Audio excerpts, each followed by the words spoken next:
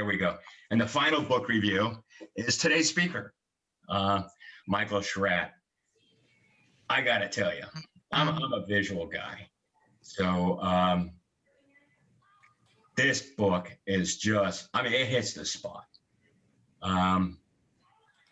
Just briefly what it says here, a fully illustrated book details 20 historical UFO cases, which were secured from multiple research centers around the United States and had never been seen before. In addition, the publication also highlights multiple UFO encounters, many of with beings reported.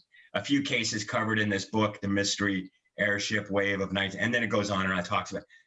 I gotta tell you, knowing the stories and then seeing the illustrations that Michael has put together, it's just amazing. And I've got one special note on this. His book it's not in hard copy, it's in Kindle.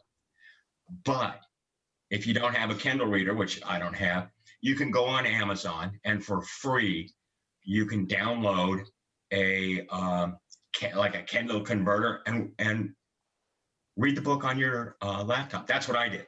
I got that, then I ordered the book and I read the book on my PC. You didn't have to have a Kindle. So anyway, I just wanted to throw that out there. And that's my book reviews for this month. Okay, this is why you people showed up. You didn't show up to hear from me talk about books and cases and stuff. Well, you might have wanted to talk about cases, but today's headliner, Michael Schratt, is a private pilot, an aviation historian, investigated UFO encounters for over 25 years. Between 2008 and 2009, Michael meticulously reviewed a minimum of 50,000 cases in an effort to maintain an important part of our national history.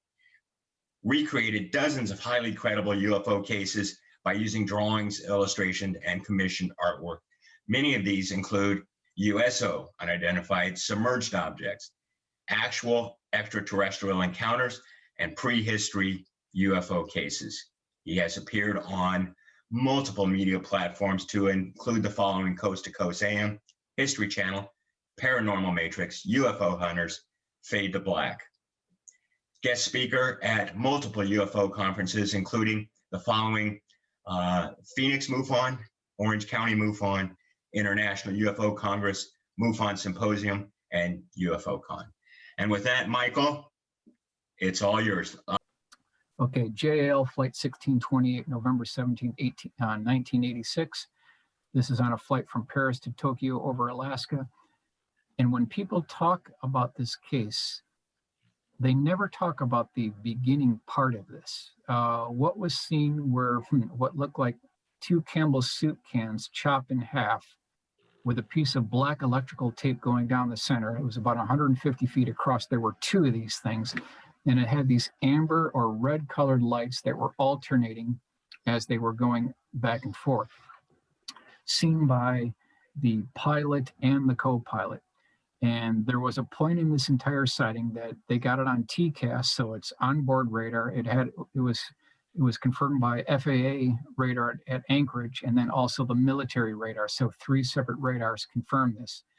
And during this sighting, they were given clearance to do an entire 360-degree circle, and then these things stayed by the 747, which is just incredible.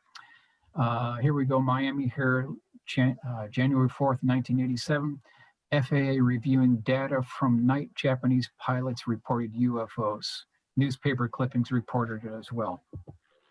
Here's his original sketch of what it looked like out the cockpit window.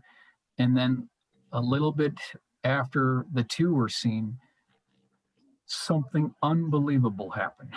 What could only be described as a mothership, twice the size of an aircraft carrier, came from the back left of the 747 that was viewed by the pilot. So here's Captain Kenji Teriyuchi. He saw this mothership, and he's describing it here in this picture. So I would think that our pilots are credible witnesses. We would want to trust their word. So it's important to consider the testimony of our pilots and military pilots. This is what it might have looked like as he was flying by. It's just a massive, you could call it Saturn-shaped craft, acorn-shaped craft with a rim around the outer circumference, at least twice the size of an aircraft carrier.